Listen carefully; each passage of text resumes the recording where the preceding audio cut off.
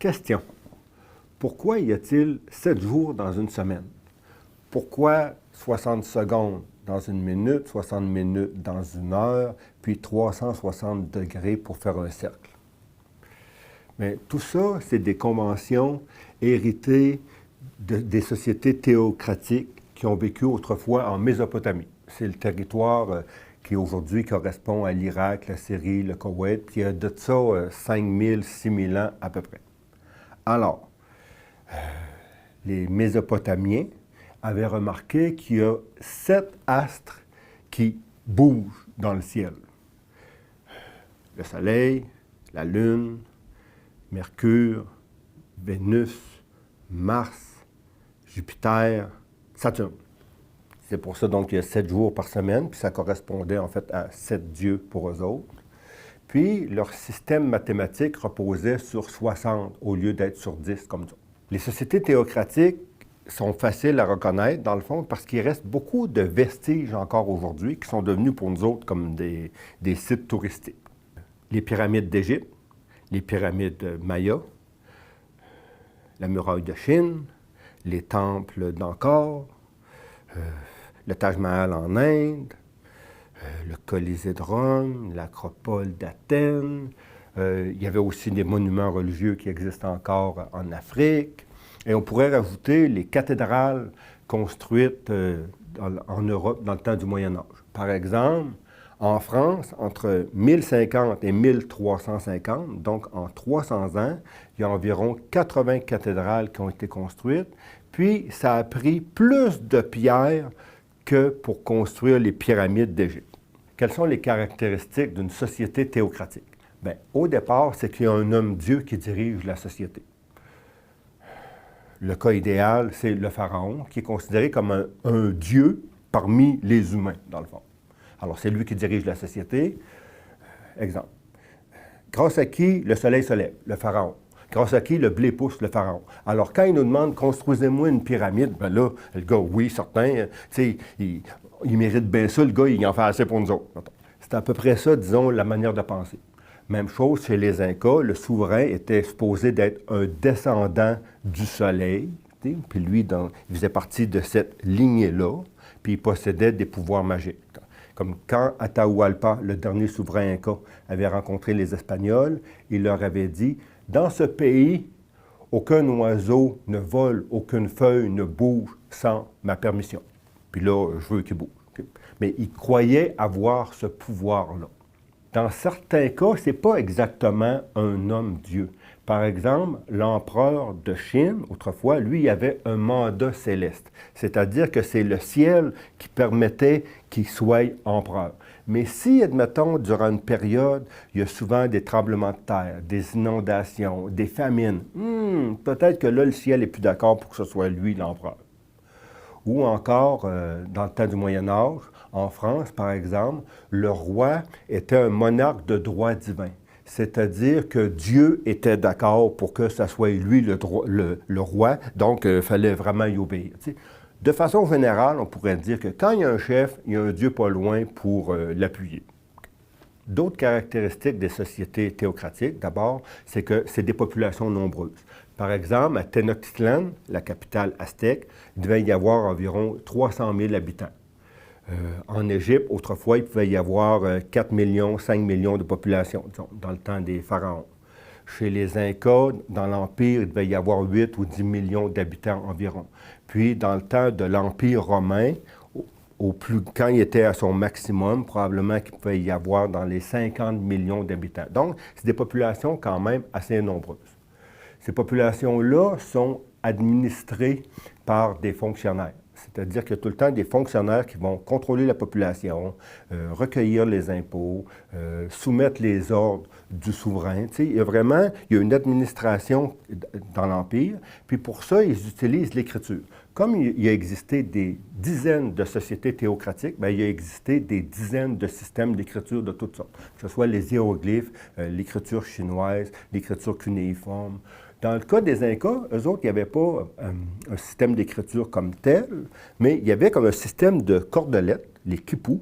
Puis, selon les couleurs utilisées puis les nœuds qu'il y avait, bien, ça avait une signification, donc c'était possible de lire ça. c'est que pour administrer ces empires-là, il fallait tout le temps qu'il y ait une certaine bureaucratie. Une autre caractéristique importante, toutes les sociétés théocratiques ont des classes sociales. Il y a vraiment une hiérarchie. L'exemple, mettons, comme les Aztèques. Il y avait les esclaves en bas, les paysans, les artisans, les marchands, puis ensuite c'était l'aristocratie guerrière et le Tlatoani, le souverain qui était suprême dans cette société-là. Mais c'est la même chose, que ce soit chez les Romains, les Grecs, les Chinois, les Incas, etc. Il y avait tout le temps une pyramide sociale. Il y a tout le temps, dans les sociétés théocratiques, il n'y a vraiment pas d'égalité. Donc, il y a des gens qui sont inférieurs, d'autres supérieurs. Puis, plus quelqu'un travaille, plus ça signifie qu'il est dans le fond qu'il est inférieur. Puis les classes privilégiées, c'est eux autres qui n'ont pas besoin de travailler. Est-ce qu'il a existé une sorte d'évolution sociale dans les sociétés théocratiques? Bien, c'est sûr qu'ils ont hérité des sociétés agricoles d'autrefois, la domestication des plantes et des animaux, donc ils bénéficient de ça. Puis, il y en a beaucoup aussi qui pouvaient utiliser les métaux, ce qui n'existait pas avant. Parmi les premiers métaux, il y a eu le cuivre. Ensuite, ça a été mêlé avec de l'étain pour faire du bronze. Ensuite, ça a été le fer. Ça a quand même fait une grosse différence parce que les objets en métal, bien, ça permettait de faire des outils plus efficaces qu'autrefois, puis également de faire des armes. Mais dans le sens d'évolution sociale, le principe, c'est que le plus gros mange le plus petit, de façon générale. Comme par exemple, dans le temps des pharaons, il y a une époque, avant les pharaons, il existait des villes indépendantes le long du Nil. Donc, c'était des cités-États, chacune était indépendante. Mais à un moment donné, il y a un chef qui a pris le pouvoir puis qui a réussi à toutes les associer, en quelque sorte, à les regrouper d'un pays. Puis là, bien, c'est devenu le pharaon donc, qui dirigeait l'Égypte. Il s'est produit la même chose, admettons, en Chine. À une époque, il y avait les royaumes combattants. Il y avait plusieurs petits royaumes en lutte les uns avec les autres. À un moment donné, il y en a un plus fort que les autres qui a réussi à devenir l'empereur, à dominer tout le monde. Ça, en Chine, ça s'est passé en 221 avant Jésus-Christ environ. Une exception, c'est les Mayas. Donc, les Mayas, il n'y a jamais eu d'empire Maya. C'était des petites cités-États, souvent en rivalité, en conflit les unes avec les autres, mais il n'y en a jamais une qui a réussi à dominer les autres. Mais dans l'histoire, assez souvent, on constate donc qu'il y a des grands empires qui se constituent puis qui réussissent à dominer les petites sociétés. Puis comme il y a beaucoup de guerres, éventuellement, bien, c'est un autre empire qui va réussir. C'était un monde instable, les sociétés théocratiques. Il y en a une qui domine pendant un certain temps, puis ensuite, il y en a un autre qui prend le dessus. En fait, les guerres étaient importantes, là.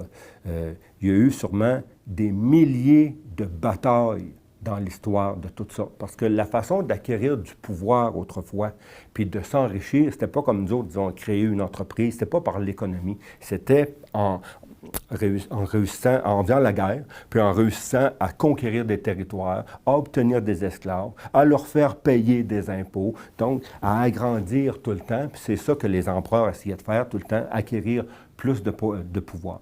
Probablement à cause de la guerre que toutes les sociétés théocratiques étaient patriarcales.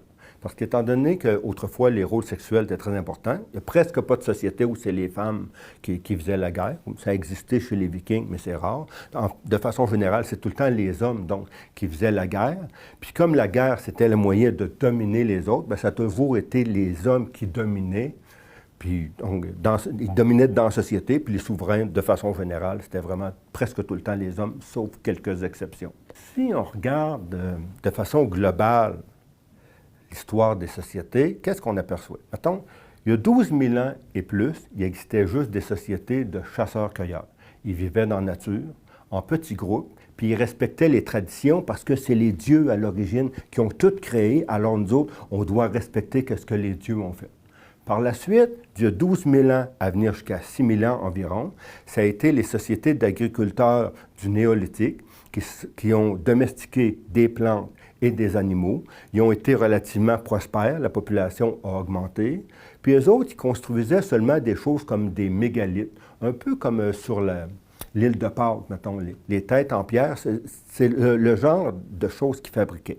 Par la suite, il y a, mettons, 5 000, 6 000 ans environ, donc ont commencé les sociétés théocratiques, où est-ce que c'est eux autres donc, qui faisaient beaucoup de constructions durables, qui étaient dirigées par un dieu qui était patriarcal, beaucoup de guerres, etc. À venir jusqu'à il y a environ 500 ans, mettons à l'époque de Christophe Colomb, ces trois formes d'organisation sociale-là existaient encore. Par exemple, dans les chasseurs-cueilleurs, il existait les Inuits, les Anishinabés, il y avait les Papous, les Pygmées, les Aborigènes d'Australie. Parmi les sociétés d'agriculteurs, il existait les Hurons, les Iroquois. En Amérique du Sud, il y avait les Jivaros, les Mécronotis, par exemple. Puis, il y a 500 ans, il existait encore des sociétés théocratiques, telles que les Incas, les Aztèques, l'Empire chinois existait encore. Puis là, donc il y a plus ou moins 500 ans, quand va se développer la quatrième forme d'organisation sociale, qui est le capitalisme, lui, il va éliminer les trois autres. Maintenant, les caractéristiques des sociétés théocratiques. Les croyances surnaturelles sont à la base de la légitimité des souverains, c'est-à-dire que les croyances dans les dieux continuent, mais cette fois-là, il y a quelqu'un sur Terre qui dit « c'est moi Dieu ». La population est nombreuse et sédentaire, c'est-à-dire que les villes comptent des dizaines de milliers d'habitants, puis des fois vraiment plus, des centaines de milliers dans certains cas.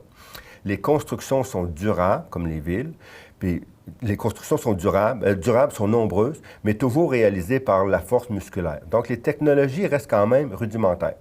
Il existe une forte hiérarchie sociale. Donc, les classes laborieuses, c'est-à-dire ceux qui travaillent, sont les classes inférieures et les privilèges sont réservés aux classes supérieures. Alors, quand on est haut dans la société, on ne travaille pas, puis on a plein de bénéfices. C'est un peu à l'inverse de ce qu'on aurait pu penser, que les producteurs, c'est eux autres qui vont avoir des avantages. Non, c'est le contraire. Plus tu produis, plus ça signifie que tu es bon dans les classes sociales. Puis quand tu fais rien et tu es riche, c'est ça la classe supérieure. Chaque société est gérée par un système administratif qui utilise un système d'écriture et un système de comptabilité. Les guerres de conquête sont fréquentes, ah oui.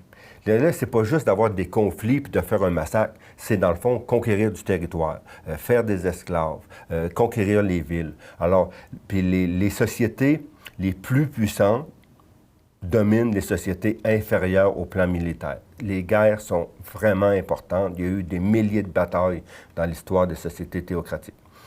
Enfin, le système patriarcal est généralisé, c'est-à-dire que le pouvoir appartient aux hommes, et les rôles sexuels structurent les tâches des membres. C'est juste dans notre société contemporaine d'aujourd'hui que les rôles sexuels sont dévalorisés. Partout dans l'histoire, c'était tout le temps, dans le fond. Les hommes font certaines tâches, les femmes en font d'autres. Et dans le cas des théocratiques, c'est les hommes qui dominent.